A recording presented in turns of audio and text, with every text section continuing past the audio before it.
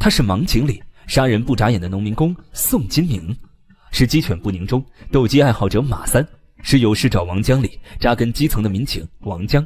他扎根底层角色27年，以一张农民脸横扫金鸡奖提名，曼谷国际电影节影帝。他当过机修工，做过群演。1992年考入北京电影学院，用扎根土壤的方式演绎普通人的喜怒哀乐。他就是中国内地男演员李义祥。李义祥1973年6月19日出生在河南郑州一个普通家庭，父母都是工薪阶层。李义祥读书成绩不好，初中毕业就不再继续上学。为了减轻家里的经济负担，他在父母的安排下去纺织厂当了一名机修工。李义祥喜欢文艺，也有天赋，工厂里有什么文艺活动都少不了他的身影。某天，一位导演来郑州取景拍摄，李义祥好奇之下跟着去当了半个月的群演。这段时间没赚到1分钱，却让他有了报考电影学院的想法。一旦有了当演员的想法，李义祥就觉得自己再也无法忍受日复一日的枯燥生活。冲动之下，他辞掉了工厂的工作。这个决定果然遭到了家人的狂轰滥炸。1992年，李义祥扛着巨大压力报考了北京电影学院。没有经验的外貌，非科班出身，有的只有对表演的一腔热情。正是这股子拗劲儿，给招考老师留下了深刻印象。因当年扩招政策，李义祥如愿进入北影表演本科。在美女帅哥扎堆的地方，李义祥不是最拔尖的，却是最努力的。为人踏实，做事靠谱，当了4年班长。1996年从大学毕业，李义祥却失业了。为了找一条出路，李义祥到处跑剧组推销自己，只要有剧组愿意用，他都上。在话剧《雷雨》中饰演鲁贵，在《千秋家国梦》里饰演鲁迅，在都市名片中饰演出租车司机，在日出东方里饰演革命者李达。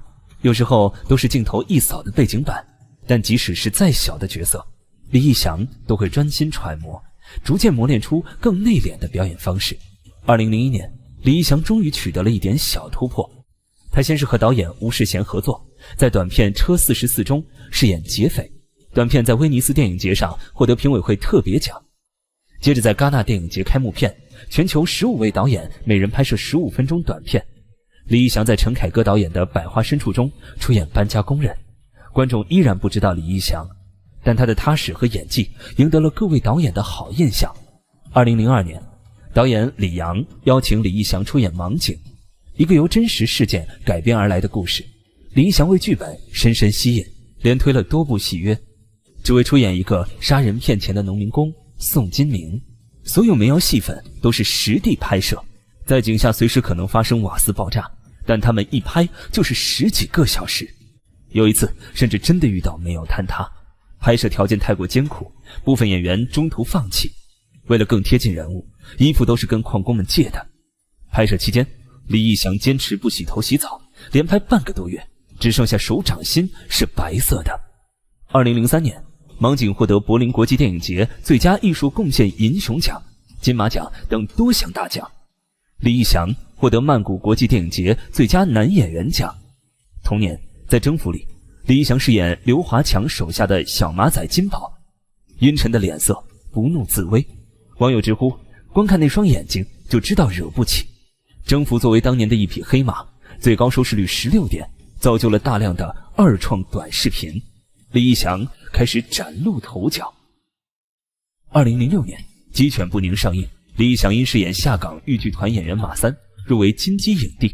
找上门的剧本也变多了。之后陆续有了《遍地英雄》、《无形杀》、《梦想光荣》等作品。2010年和2011年，先后在《不是闹着玩的》和《就是闹着玩的》系列戏剧电影中饰演男主角蔡有才，才让观众看到了李义祥身上的喜剧天赋。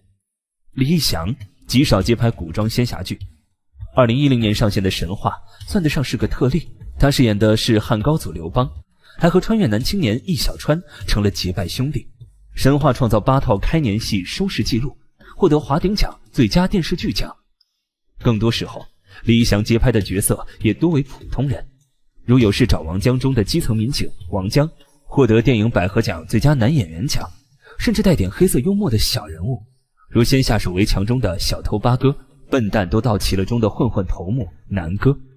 2019年，第3次在系列电影《不是闹着玩的3》中饰演蔡有才。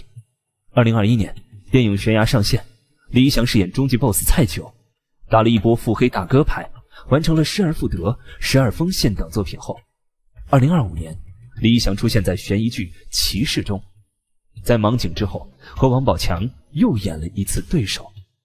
在面对媒体采访的时候，李一翔曾坦言，自己考上北影的时候就知道自己不属于帅哥一挂，能演的也就3、4号人物，但即使出演的角色再小，他都觉得自己是幸运的。他愿意观察身边遇到的各种普通人，花心思去揣摩他们的心理。他塑造的小人物像每个人身边都会遇到的甲乙丙丁。李一翔一直坚持相信，小人物的生命力可能比成功的人更强大。